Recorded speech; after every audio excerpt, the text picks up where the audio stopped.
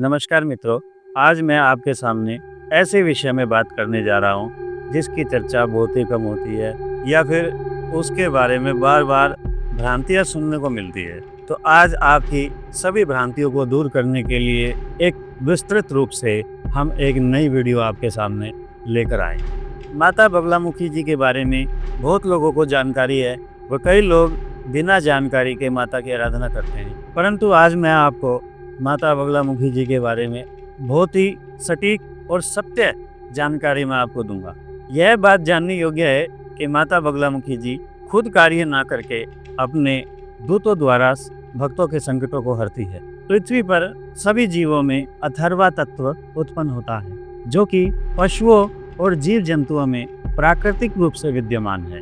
वह मनुष्यों में वह क्षिप्त अवस्था में विद्यमान होता है, अर्थात उसे जागृत करने की आवश्यकता होती है। अथर्वा तत्व का अर्थ है खोजना। जैसा कि हम देखते हैं कि कुत्तों को भूकंप आने से पहले ही जानकारी मिल जाती है कि भूकंप आने वाला है। उनकी पूर्वाभास की क्षमता को ही अथर्वा तत्व कहा गया है। इसी प्रकार हाथियों में भी अथर्वा तत्व अत्यधिक मात्रा में विद्यमान होता है, जिसके कारण हजारों कोसों दूर होने पर भी वो जल को खोज लेते हैं और उसी दिशा में दौड़ते हुए जल को प्राप्त करते हैं। उसी प्रकार साधक भिन्न भिन्न मार्गों द्वारा साधना करके अंत में अथर्वा शक्ति को प्राप्त करता है। जैसे कि कई व्यक्ति योग साधना द्वारा, हठ योग द्वारा, मंत्र योग द्वारा, तंत्र योग द्वारा, ऐसी कई क्रियाओं द्वारा अथर्वा तत्व को प्राप्त करते हैं। उसी प्रकार हम भी माता बगलामुखी जी की आराधना करके अथर्वा तत्व को प्राप्त कर सकते हैं। याद रहे, कोई भी शक्तियाँ, कोई भी तत्व जन कल्याण के लिए ही प्राप्त किए जाते हैं,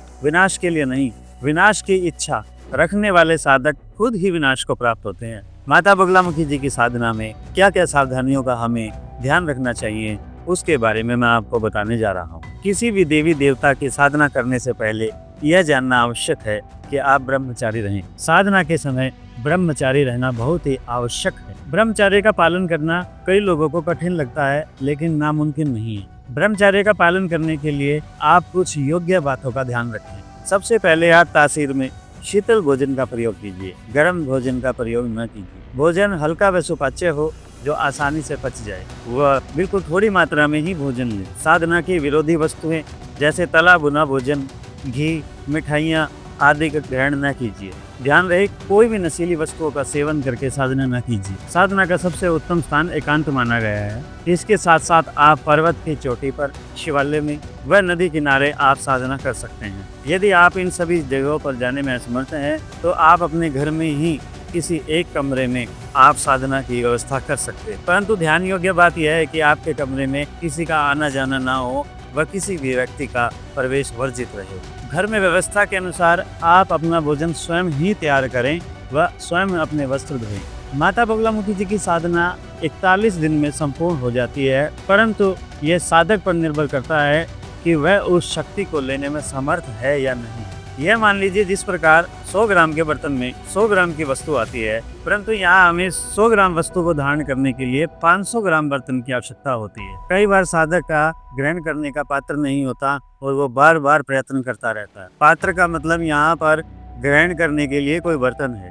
तो हमें बड़े से बड़े पात्र की आवश्यकता होती है शक्ति को ग्रहण करने के लिए। हमारा पात्र शक्ति से 4 गुना बड़ा होना चाहिए। कई बार प्रयत्न करने के पश्चात भी हमें कई बार देखने को मिलता है कि साधक को कुछ भी प्राप्त नहीं हुआ, तो उसके कारण क्या है? हम अपने पात्र को हमेशा छोटा बनाकर रखते हैं, यानी कि हमारे अंदर ग्रहण करने की क्षमता बिल्कुल भी नहीं है। अब प्रश्न उठता है कि ग्रहण करने की क्षमता को हम कैसे स्थापित करें। कुछ बातों का ध्यान रखें, हम अपने ग्रहण करने के पात्र को बड़ा कर सकते हैं। ऐसा है, बेसहारा लोगों की मदद करें। क्रोध, आवेश, लज्जा, दुख, सुख, भोग आदि का त्याग कर दीजिए। सबके लिए संभाव रखें, कोई भी आपके लिए छोटा बड़ा नहीं होना चाहिए।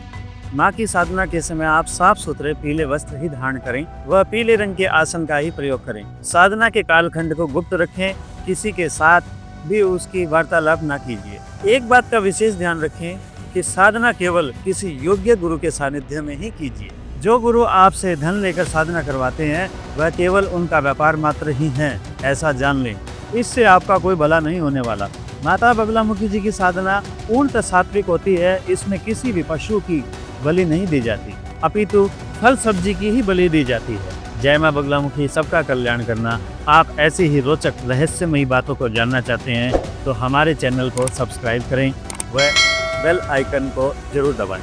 अगर आपका साधना से संबंधित कोई भी प्रश्न है तो आप हमें कमेंट में ज़रूर बताएं।